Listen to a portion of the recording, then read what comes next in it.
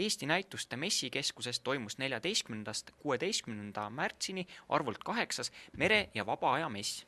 Kui toimub Eestis meremess, siis üks purjetaja peab siit ikka läbi käima ja minu suureks rõõmuks ma seekord märkan, et esmakordselt on siin sedavõrd suures koguses esindatud ka jahte ja jahimüüjaid. Et võib öelda, et tegemist on ilmselt läbi aegade esimese tõsise meremessiga, kus on professionaalne lähenemine ja professionaalsed pakkumised. Küsisime asjatundjatelt, kuidas on paat investeeringuna. Paat investeeringuna on igal juhul päris hea.